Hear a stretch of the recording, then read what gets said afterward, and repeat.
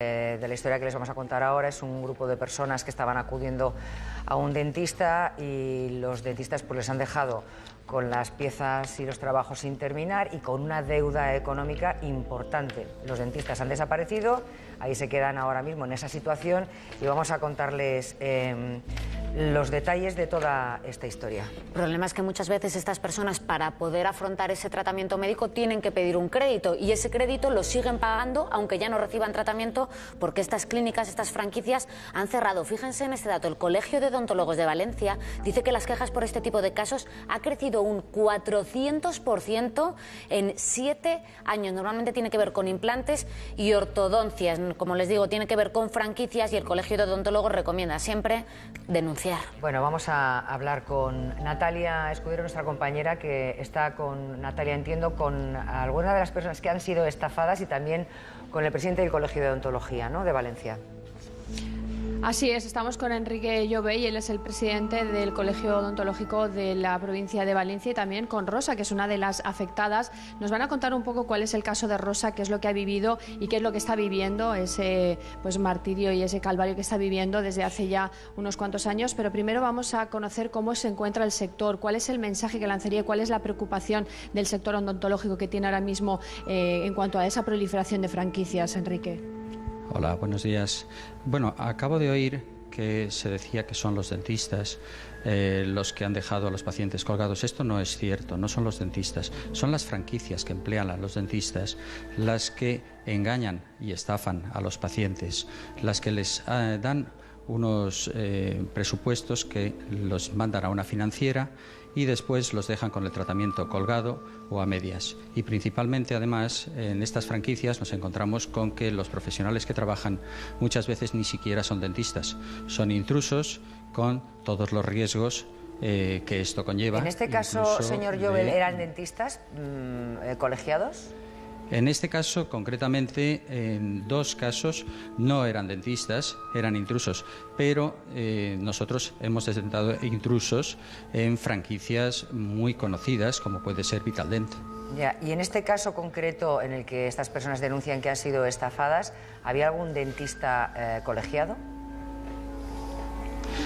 Concretamente con las 30 personas que nosotros tenemos que han acudido a nosotros sintiéndose estafadas por franquicias que han cerrado, como la de Unidental, por ejemplo, u otras franquicias, sí, evidentemente había dentistas colegiados que están empleados en esas franquicias cobrando 600 euros al mes, es decir, menos que el auxiliar. Vale. ¿Y ellos qué han dicho después de haberse enterado de que estas personas están denunciando estafa? Bueno, los dentistas, como sucede aquí en Portus Dental, aquí al lado, por ejemplo, se van a la calle directamente con una patada y no han dicho ni pueden decir nada porque ya no vuelven a ver a esos pacientes, sencillamente se quedan sin trabajo. O sea, no pueden atender a los pacientes, no pueden terminar el trabajo, se tienen que ir de la consulta porque alguien los echa o la cierran, ¿no? Entiendo. Evidentemente, los dentistas son además perjudicados porque se quedan sin trabajo y no pueden seguir atendiendo a esos pacientes. Es la franquicia la responsable. Sí. Y en muchas ocasiones son intrusos los que están trabajando en esas franquicias. Y ya hemos visto lo que ha sucedido en Inglaterra. Son pacientes a los que se les puede contagiar el SIDA o se les puede contagiar una hepatitis, porque como se sabe, un intruso no tiene ni idea de cómo manipular a un paciente. Señor Llobell, me está dejando usted asustado con la descripción que acaba de hacer. Porque es que se dan Yo creo que es para asustarse.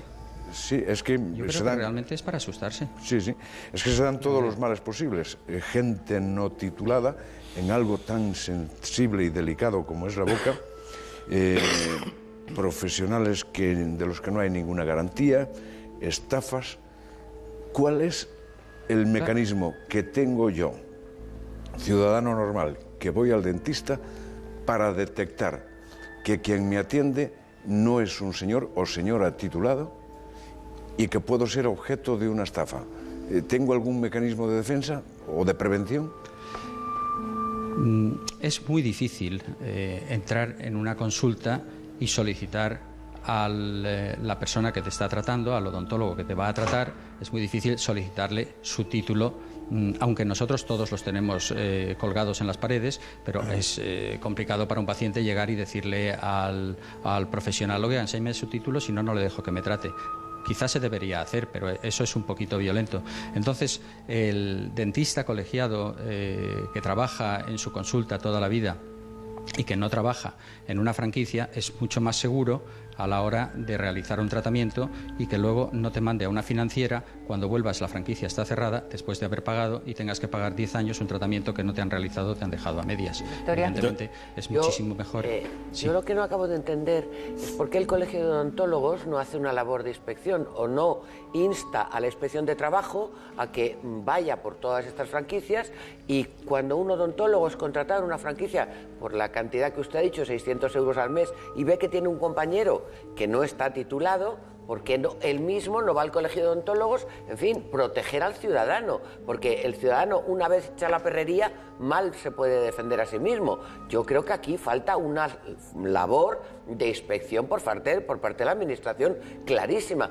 Exactamente igual que no se consentiría que un médico sin titulación montara una clínica de endocrinología, pues no sé por qué la odontología tiene que ser una especialidad menor en este sentido, cuando los riesgos son tan graves como usted dice.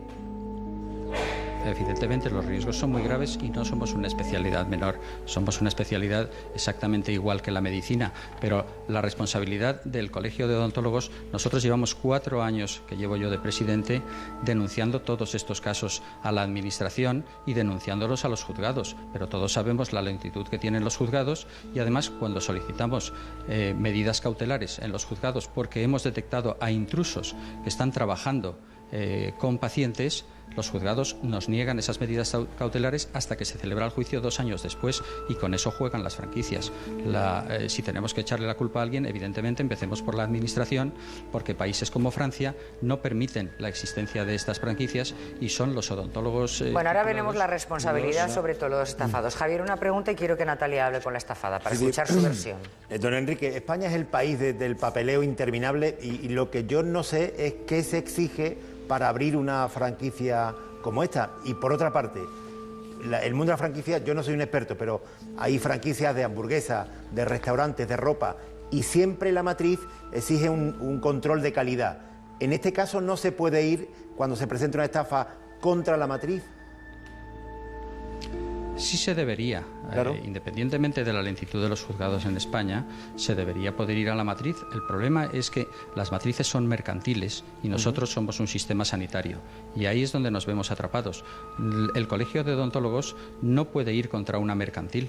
Entonces, tenemos que ir vía judicial, pero no vía sanitaria. La responsabilidad, nosotros denunciamos a las consellerías de sanidad por los problemas sanitarios, evidentemente, para evitar los riesgos de contagio de SIDA o de hepatitis, como ya he dicho, por parte de los intrusos. Claro, es que en este caso, Javier, por aclarar un poco el tema, cuando hablamos de una franquicia, no de productos, sino de servicios, la justicia no está nada clara, porque lo normal, los precedentes que hay, es que se exonere al franquiciador porque consideran que no tiene nada que ver con el posible delito que se haya cometido, y simplemente a veces, como mucho, hay una llamada de atención o se les llega a imputar una responsabilidad por no haber vigilado a la empresa franquiciada. Pero digamos que es un terreno en el que sigue habiendo mucha... Claro, se lavan las manos mucho. Natalia, ahora quiero saber el caso de esta señora, qué es lo que le ha ocurrido.